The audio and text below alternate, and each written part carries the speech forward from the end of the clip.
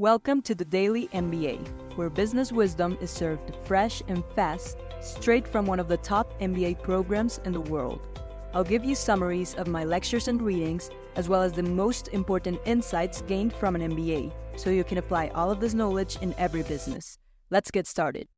On today's episode, I'm going to speak with Aaron Jen, one classmate that I have the honor to talk to because he has lots of experience in marketing, data analysis, and he has also learned lots of things from talking to many people in the industry. So Aaron, welcome today. Glad to be here. And my first question is going to be regarding your background, because I know you have 8 years of experience as a Google Ads and Analytics fanboy. Yeah. Can you tell us a little bit more about that? So when I was in my undergrad doing statistics at UBC, I really fell in love with numbers, particularly with social media, because I built an Instagram account that went locally viral with about 100% of a conversion rate.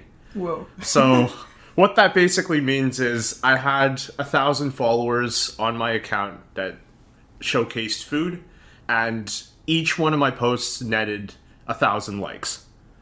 And how did you manage to do that? That's a bit of a secret, but Okay, not...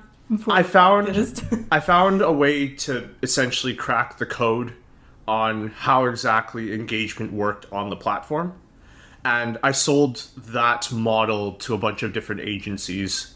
And that basically paid off my undergrad and was my very first foot into how marketing technology worked. So instead of going through the whole entrepreneurship type of agency route as an industry insider, I wanted to look at bigger picture things. So from then I graduated and I worked in a couple of e-commerce startups, small businesses and things like that, developing technology and projects within the Gen AI ML type of space for primarily e-commerce vendors, but also software as a service vendors within Western Canada.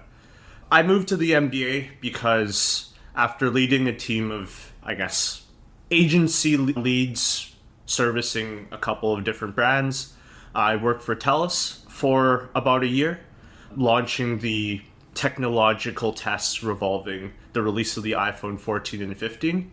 And because the team was in Toronto, I decided to do my MBA here as well. So That's very nice. glad to be here.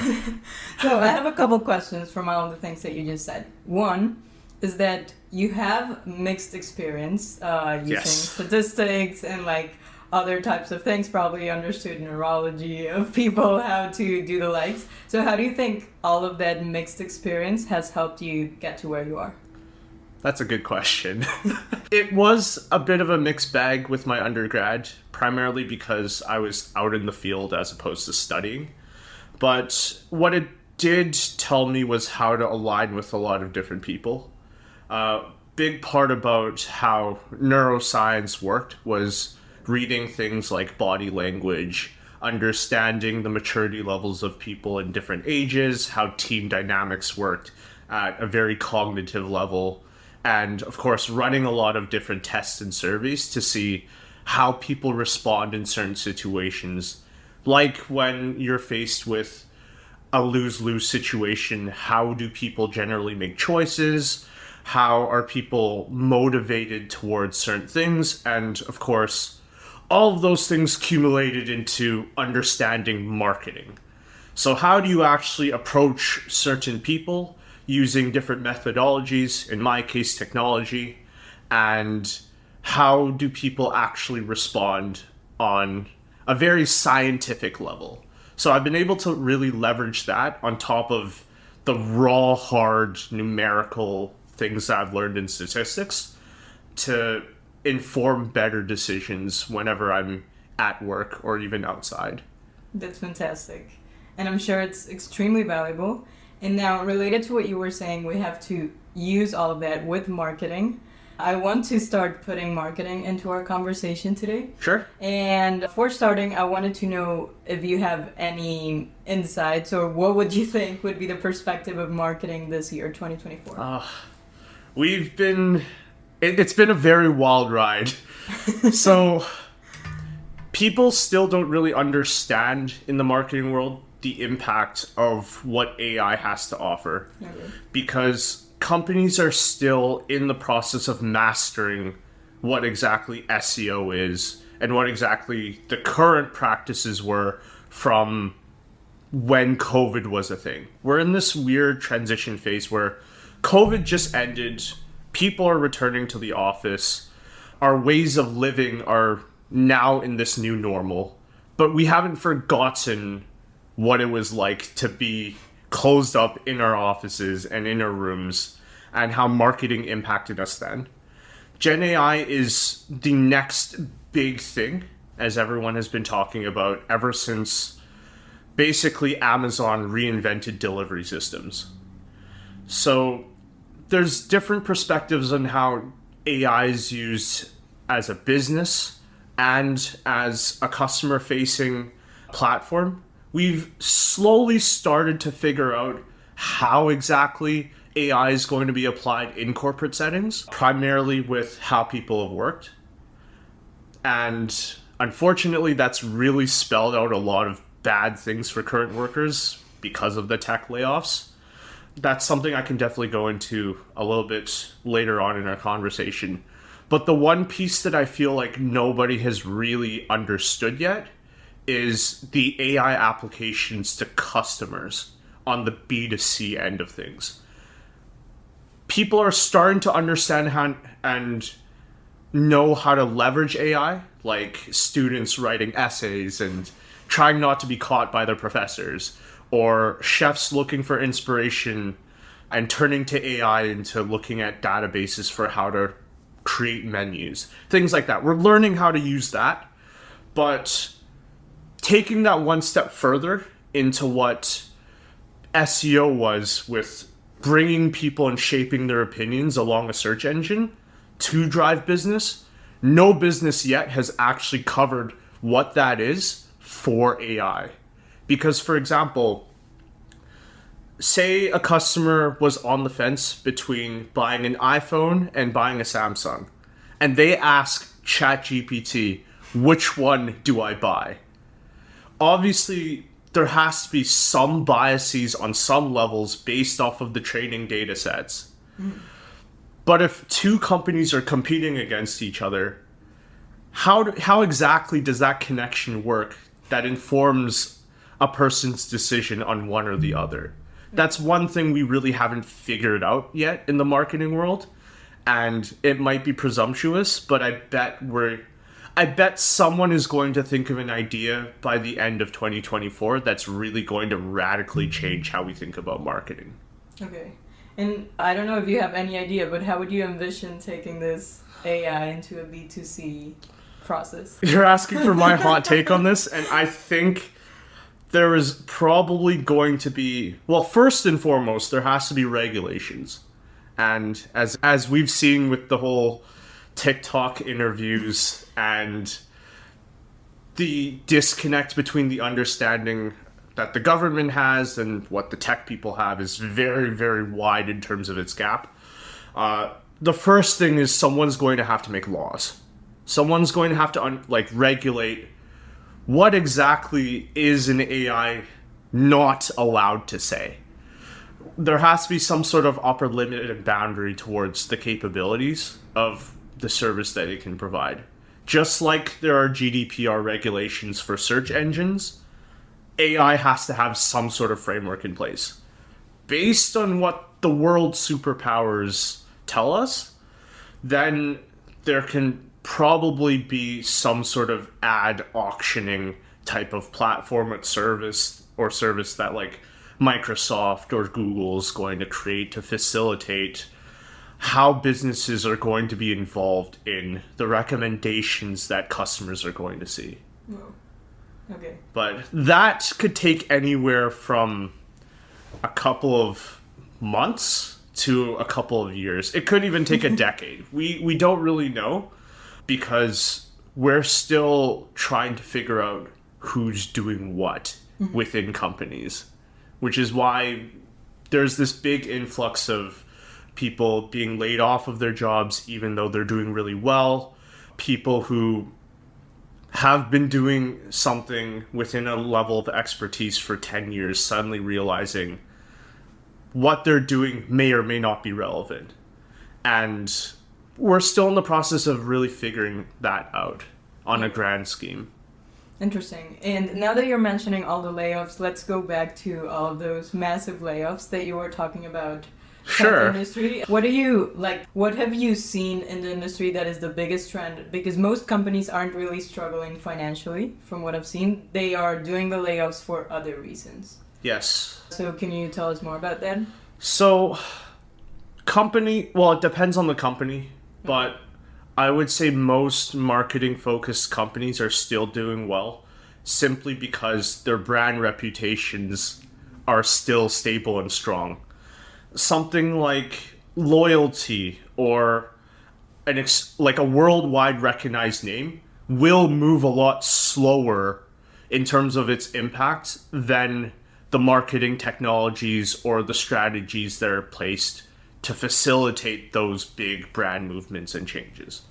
That being said, in terms of how exactly companies are functioning at a deep technological level, everything is moving towards omnichannel, which essentially, for those who may not be fully aware, it's facilitating the connection between online, offline, and I guess B2B or B2C related types of channels. B2B primarily would be conferences or professional facing platforms like LinkedIn. B2C would be things like shops, kiosks, different community engagement events, things like that. Taking not just one part of a marketing funnel and platform, but every single marketing funnel and platform towards a specific end goal is something that every single marketer has to be aware of. There's no such thing as being a specialist anymore. That being said, the ones that are first off of the chopping block are the ones that have specialized in a very particular part of the marketing process, because now they're being replaced by an AI who has the capabilities to provide that amount of strategy and requirement building of that person without the need to pay him or her to learn. So essentially what that means is if you had a traditional team of 6 people, one person each as a stakeholder for each individual platform, you can expedite the process of a campaign by using AI to essentially replace their functions, so that one person can facilitate everything all at once, which makes sense for both the companies and the strategies, because if that one person knows the entire vision of how a campaign is supposed to be displayed, then there doesn't need to be different clashing viewpoints, with the only difference in perspective related, or the only difference in perspective would be in partnerships, which is what every company is trying to gravitate towards. Because before, if you had everything in-house, it would be a struggle to understand industry competition and things like that, because you're your own one unit.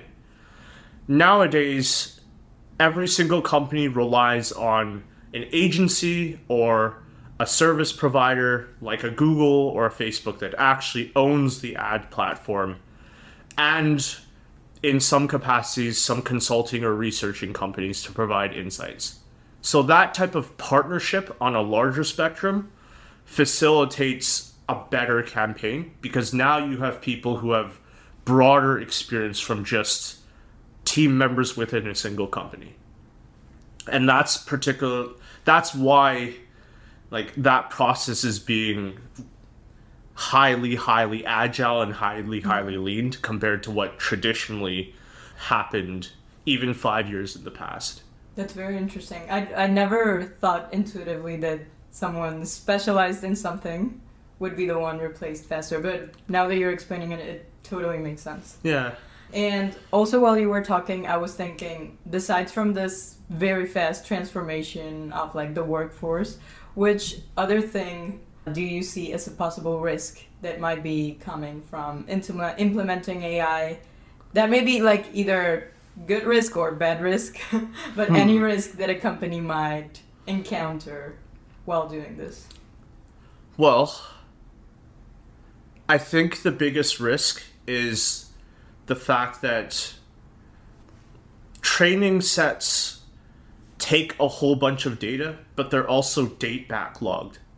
So if a company decides to drastically change their strategy or do something big like develop a new partnership, that may not totally register into an AI system, and therefore the capabilities of the recommendations that the service can provide might be outdated. Okay. So it's still a bit of a black box, at least from the marketer's perspective, on how recent the data is for AI to recommend these types of things. Of course, internally within a company, if you're using, say, a chatbot to ask how to, I guess, fix something that a company sells, like, that's all good because that's managed internally. But if we have a large spanning thing that threatens to replace, like, the Google search engine, for instance, that's not governed by any one single company aside from Google, but that's another story. That might be, like, it might be a bit of a challenge to communicate and transfer and update those things, because even systems for financial analysis, like Bloomberg, for instance, that does real-time reporting and real-time data extraction, those services are still pretty expensive and pretty exclusive because of those applications. So we still need a bit of time to really figure that out. There is also the possibility that AI can build itself and build robots and take over the world, and pretty soon we'll have to, like, destroy our own world like in the Matrix, but there's always that possibility, right? There's always a chance that there's going to be a machine uprising, but we don't know yet. In 2024, like, we're still at this phase where we're still trying to figure things out, I would say. We don't know exactly what the risks are. You're good. Yes, very nice. There was another topic, and I'm going to go back a little bit to omnichannel, when you were saying this is going to be one of the trends. When you were talking that and knowing your background in statistics, I was wondering, how do you manage to get information or, like, gather all of this conversion rates or stuff like that when it's omnichannel versus if it's only online or offline? How do you do this analysis or data analysis when it's mixed? Well, I personally don't do it because it's an extremely complicated regression, because the data at any level is extremely fragmented, especially when it's offline. What usually happens is companies build approximates or proxies. They feed those types of estimates that make sense based off of data that's being recorded, and those things get put into something called a data clean room, which basically takes everything, regulates it, facilitates it, removes all of the personal identifiers, and spits out certain responses that help companies make decisions. Those are all estimates, and those gravitate towards making decisions, but the math in all of that is very, again, it lies within the black box of what the service can provide.